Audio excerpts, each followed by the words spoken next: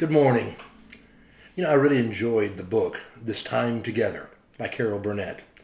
And she talks about her life and her career and how early on she really was wanting to break into Broadway. This was before she'd ever had any kind of success. And she moved to New York trying to find that opportunity to break in. She knew she'd have to pay her dues, and she was willing to audition for just about anything. She got the opportunity to audition for a show being produced by Richard Rodgers of Rodgers and Hammerstein. She was thrilled with the opportunity. Needless to say, this was going to be a big production. The director was a Mr. Prager. She came and she did her audition. She was so very nervous. And when she was on stage, the lights are bright and you can't see anything out in the audience. She had no idea their reactions or how it was going. But when she was through with her audition, he came and spoke to her and said, "You did a great job. You did a great job." She went home feeling so very good. She got a call from him and he said, "I'd like to offer you the job, except they really want you to come back and do just one more audition to be sure." Carol was thrilled. She came back for that second audition, and again, she was on the stage, couldn't see anything. She did her thing, went home. Everybody had been all smiles. She knew she had the part. And then Mr. Prager called and he said, "You did great. I would like to offer you the job. However, the higher-ups have all said they want a bigger name." Carol was crushed. Here she had auditioned. The director had wanted to offer the part. She had done well, but she didn't have a big name. She sobbed and she sobbed and she sobbed. It was her younger sister, Chrissy, who had come to live with Carol after their mother died.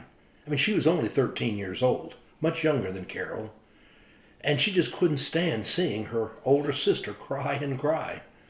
And finally, it was Chrissy who said, "Carol, just remember, every time a door closes, God will open another door." And Carol said she no more had gotten those words out of her mouth that the phone was ringing, literally. And she picked up the phone, and it was Mary Rodgers. Happened to be the daughter of Richard Rodgers. And she was going to be producing a play that had never been put on before that was called Once Upon a Mattress. Now, it wasn't the same status as Babes in Arms. No, that was going to be produced down in Florida for several months, and then they were going to take it to Broadway. It was going to be a smash hit. And Once Upon a Mattress, well, it was supposed to run for only 6 weeks. But Mary said, "We're very, very interested in you." And so Carol went to go audition. And when she did, they gave her the lead role. Now that was unheard of. A brand new actor receiving a lead role. But she took it. She wanted something. She knew she needed to be doing something.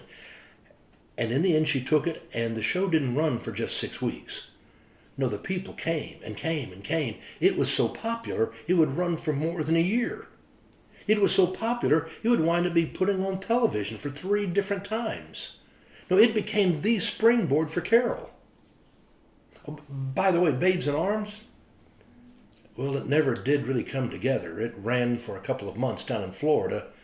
It didn't have many people coming. It never made it to Broadway, and it folded. And Carol Burnett would look back on that day when she was being told no to Babes in Arms, and then got the opportunity for Once Upon a Mattress. And she said, "I thought when I didn't get the part of Babes in Arms, it was the worst day of my life. And now I look back and realize it was an incredible blessing, so I could be free for Once Upon a Mattress." How often those moments that look like they're so bad turn out to really be the doorway into a great blessing. As people of faith, we believe that God is always leading us into the future. And just because something happens that doesn't look so good, it can truly be the doorway into a greater blessing. It was the Apostle Paul who tried to help the early church understand that when he said, "All things will work together for the good of those who love the Lord."